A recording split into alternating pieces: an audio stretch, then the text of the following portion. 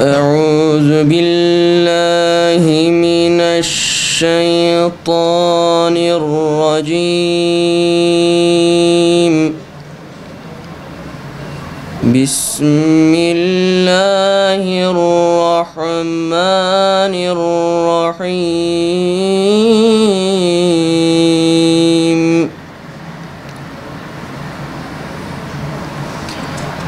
أقم الصلاة لدلوك الشمس إلى غسق الليل وقرآن الفجر إن قرآن الفجر كان مشهودا.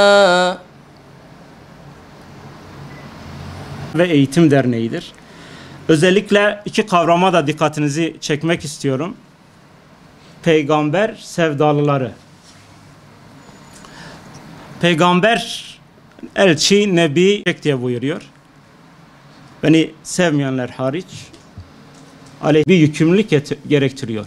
Hani zaman zaman Peygamber Aleyhisselatü Vesselam'ın yanına gelmişler. Sana iman ettim, bu din ne istiyor? Peygamber Aleyhisselatü Vesselam bu dinin ne istediğini onlara anlatmış ve nihayetinde değişip gitmişler.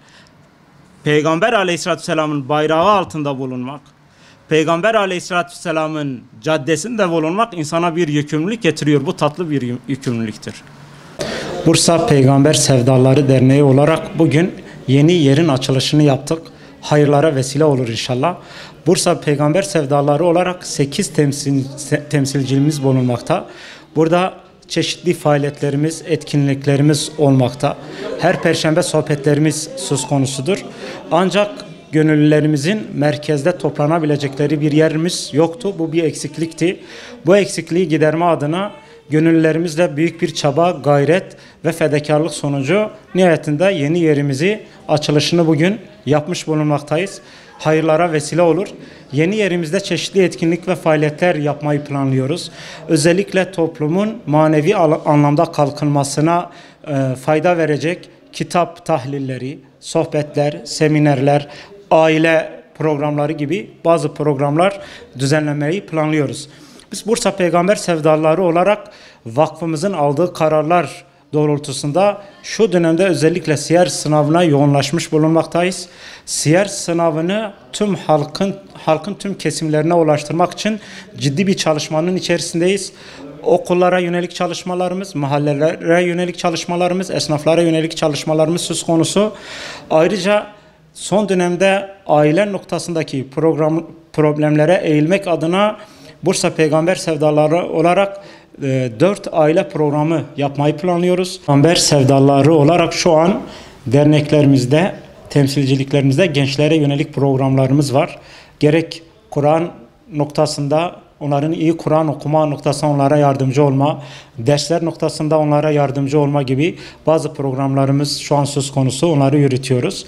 Yine Peygamber Sevdaları olarak gençlerin bir araya gelmesini sağlayacak sportif, kültürel bazı etkinlikler planlıyoruz. Bunlar musabakalar şeklinde gerçekleştirilecek.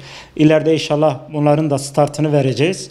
Yine bayanlara yönelik bazı kitap tahlil programlarımız söz konusu. Onları yeni yerimizde inşallah yapmayı planlıyoruz. Haftalık düzenli bir şekilde ve tüm bu hizmetlerin, tüm bu çalışmaların toplumda yankısını bulacağını, toplumda etkisini göstereceğini, toplumda özellikle yitirdiğimiz manevi değerlerin tekrar eski heyecana, eski mecrasına döneceğini düşünüyoruz ve bunun için gayret göstermekteyiz. Bursa Peygamber Sevdaları Derneği olarak da tüm Bursalıları yeni yerimize, bizi tanımaya, tanışmaya, çayımızı içmeye ve muhabbet etmeye davet ediyoruz, bekliyoruz. Peygamber Sevdaları olarak kapımız tüm Bursa halkına açıktır.